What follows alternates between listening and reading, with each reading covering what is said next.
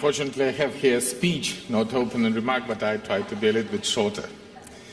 Dear Ambassador Ischinger, dear panelists, dear President Grybauskaitė, President Niinistö, President Plevneliev, ladies and gentlemen, I arrived here today with a very vivid memories of this conference from the last year. It was just before Ukraine was paid to the bitter price over the 100 innocent lives lost on the Maidan for the right to become a democratic and European state. And I had felt such pride for my country here today in Munich. For 50th time, this gathering has recognized that commitment, responsibility, and values are fundamental cornerstones of global peace and security. And I felt so proud then, because Ukraine has reminded Europe and the world that democracy and values are worth fighting for. That was time when we believed in international law, the confidence that territorial claims, aggression, a right of might belong to the past, at least on our continent. But now this confidence has been shattered. Year 2014 rolled time back, decades, if not the centuries.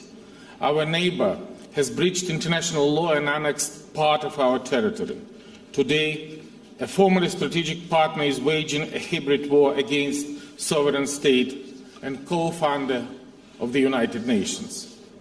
Mounds of lies and propaganda have been heaped into the wall of hatred erected between two once very friendly nations. The border routes, once used for the transporting goods and exchange of visitors and friends, now swarming with the Russian tanks, armed personnel carrier, with the multiple rocket launchers and ammunition. How many evidence does the world still need to recognize the obvious fact? There is a foreign military equipment, mercenaries, Russian military coaches, tanks, and the regular troops. I take with me the passport and military ID of Russian soldiers, Russian officers who were come to us, and leave it together with that. This is the best evidence for the aggression and for the presence of Russian troops. We make lots of press conferences demonstrating to the whole world of the Russian soldiers and officers which lost his way 100 kilometers from the border with the full tanks of ammunition, killing my soldiers and killing Ukrainian civilians. Dozens, hundreds, thousands. And that lasting long for the already more than 8 months. This has become a spiraling tragedy for my nation. The death toll for the Ukrainian soldiers defending land from aggressor is now 1,432. Thousands of the people, 5,638, have killed since the April, and every single day the number of victims among the civilians is rising. And even today on Debaltseve, when yesterday we proposed the ceasefire for the corridor humanitarian for withdraw the civilians from Debaltseve, they said, okay. And we delivered 10 buses, 10 from Ukrainian cities Slavyansk and Kharkiv, and 10 from occupied Donetsk. All our 10 buses was filled to the civilians which want to go to Kharkiv. Among 10 of the Donetsk buses, it was half filled, just one. That is a very good demonstration. People support either sovereign and independent Ukraine or the Russian Spring or Russian world.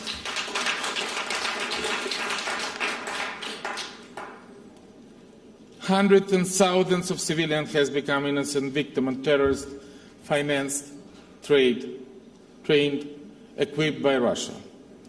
298 innocent victims of downed MH17 flight was hit down by the Russian-equipped, Russian-trained terrorists, which kept all the nation from Australia to the United States. That's a very effective form of demonstration that the terror is not the headache just of Ukraine or just of our continent. This is the problem of the whole world. 16 innocent civilians killed in bus shelled Volnovakha. 8 dead in trolley bus shelled in Donetsk. Can you imagine? 31 civilian casualties in Mariupol, shelling by Russian provided rockets, and more than 100 wounded in just one moment. And this is the price Ukraine pays for their values, for their freedom, for their European vector of development. The children of Debaltseve will never be able to get rid of the memories of the night they spent in freezing basement, hiding from the explosion and blast.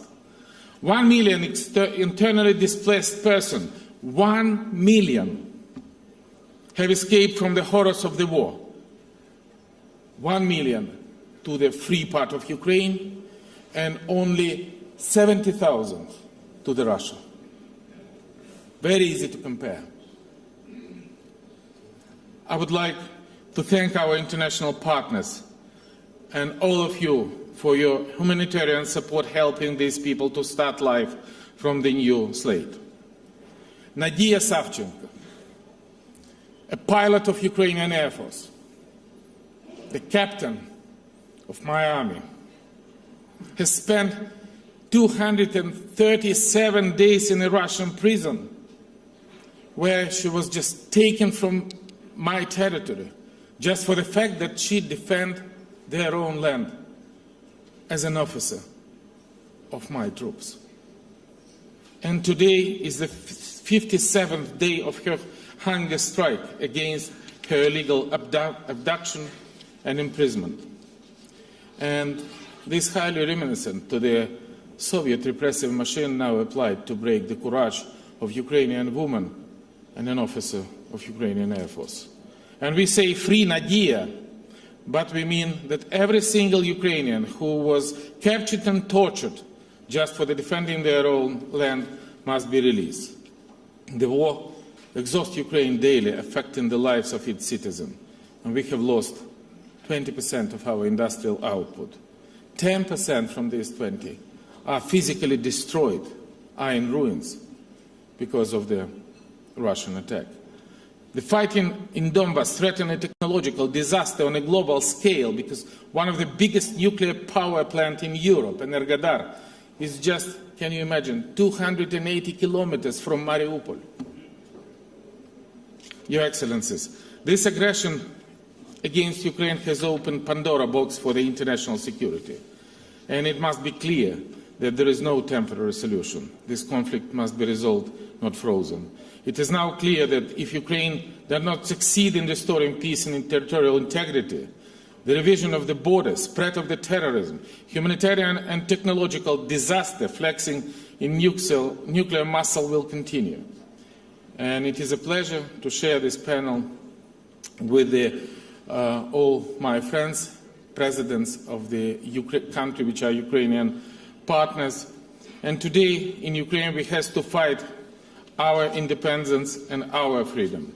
But not only. This is the freedom of Europe, independence of Europe, and security in the world. And I think that this is a very right decision that most of the panel today dedicated to Ukraine and the Ukrainian crisis, dedicated to aggression against of Ukraine. And we together should find out the way how we should solve this question.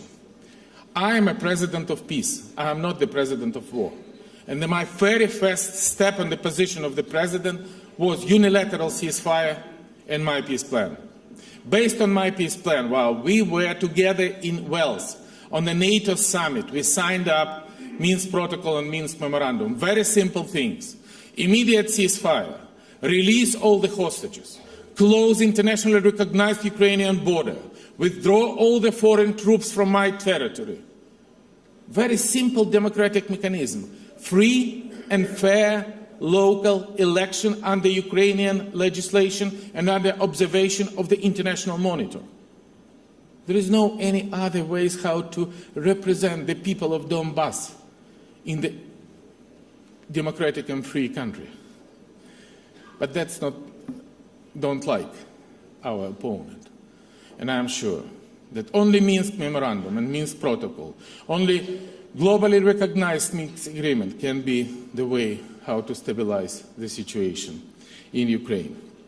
And we will never recognize the fake election which takes place on the 2nd of November and where they elect so-called leader of the terroristic states, Lugansk and Donetsk People Republic, who is directly responsible for the terroristic attack, and now they want that we have a direct dialogue with the terrorists. No, we think that we should have an election. We should have first ceasefire, then election, and create a democratic procedure for settlement of the conflict. But for the reaching all these things immediately, we need just very simple things. A ceasefire. Can you imagine that anybody in the 21st century in Europe can be against, without any precondition, just a ceasefire? And I think this is a very important challenge. We should have an answer in a very few hours or maybe maximum days. Who would be responsible for not signing the immediate ceasefire, which stopped enormous casualties among the civilians? Ladies and gentlemen, restoration of peace are our ultimate goal, but we will take a commitment and joint effort. A few days ago, Germany and the whole world lost one of the most prominent figures in the modern history. Federal President Richard von Weizsäcker has played a decisive role not only in the process of German reunification, but in the fate of Ukraine as well. It was President Richard von Weizsäcker who, in his letter addressed to my predecessor, first Ukrainian President Leonid Kravchuk in December 26, 1991, recognized our independence. Once he said, the German question will remain open as long as the Brandenburg Gate is closed. In the spirit of this word of a great German mind, I would simply like to reiterate that the Ukrainian question will remain unsolved as long as the heart of the people and politicians in Europe and in the whole world are closed for providing solid practical support to strengthen Ukrainians' independence politically, economically, but also militarily. We are an independent nation, and we have a right to defend our people. We are not violating never Minsk Memorandum, and we don't provide any offensive operation. But me, as a president of my country, as the commander-in-chief, are responsible for every single life of the Ukrainian. And if we do our best to sign up the peace protocol, the ceasefire, we should have a right to defend our territory and our people with the support of the whole world. I know that many experts have argued that enhancing us military will provoke further aggression. On the contrary, we have seen that the lack of defense capability triggers offensive operation against Ukraine and spins the escalation. Over the course of the conflict, we have proven to be responsible, that we will not use the defensive equipment to the attack. The stronger our defense, the more convincing is our diplomatic voice. We stand ready for the comprehensive and immediate ceasefire, so should be Russia without any precondition. In the same time, a complete and responsible road to the peace in Ukraine should be part of the broader context of how to restore the confidence on the international order. Because trust is broken, but it is the system that should not be trusted, but those who betrayed the trust. And this year, we will celebrate the 40th anniversary of the Helsinki Final Act. And I am convinced that we will need a concrete mechanism to prevent a brutal violation by countries of their own international commitments taken under the fundamental document, in particular, UN Charter, the Helsinki Final Act, and Paris Charter. And such a behavior of the international relation should be no more tolerated in Europe, and I am talking about the new European Responsibility Charter. In these documents, countries should reconfirm that the previous international obligation. The Charter could also provide a clear instrument and mechanism to punish for their violation. And we are ready to present our view and proposal to this Charter for further consideration in OSCE. As we approach 2015 non-proliferation of nuclear weapons, Treaty Review Conference is to be held in New York this May. And let me also dwell on another important aspect of current international security environment. It is related to one of the consequences of the Ukrainian crisis, and I would call a broken promise on Ukraine. I mean Russia's clear violation of the 1994 Budapest Memorandum, in which, together with the UK and the US, it pledged to respect my country's sovereignty and territorial integrity in return for Ukraine joining non-proliferation treaty. Very simple trade. Exactly 20 years ago, we give 1,420 nuclear missiles in exchange of a guarantee. And today, I think we have a right to receive non-lethal defensive weapon to defend my country in framework of the Budapest Memorandum. Another field to draw attention is lack of the legal responsibility under the international law for cynical and aggressive propaganda used to encourage and to incite ethnic, racial and religious hatred. For just a year, the number of Russian citizens who were thinking bad or very bad about Ukraine has grown from 26 to almost 60%. We have created legal international tools and mechanisms to counteract propaganda, to make the countries to behave responsibly and maintain principle of non-intervention in the internal affair of another state. And for over the year, Ukraine has been facing dramatic consequences, undeclared hybrid warfare. And it is very important that the states in the region devote more attention to hybrid threats.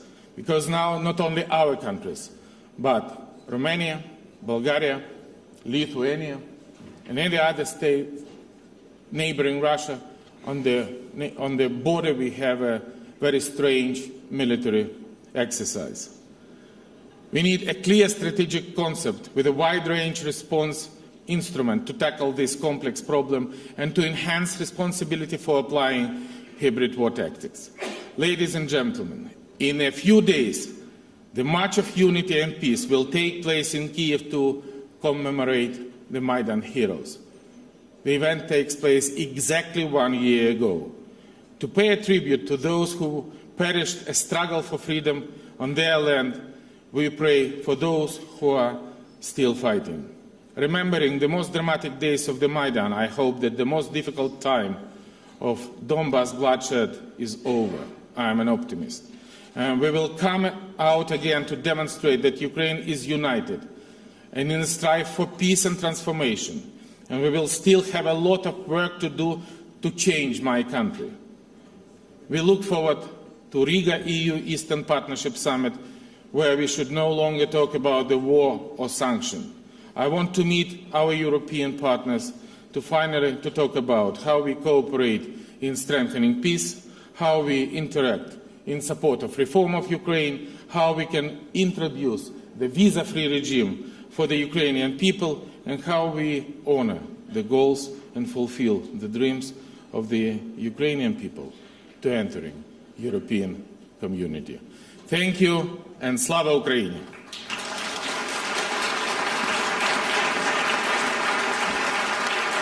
Thank you.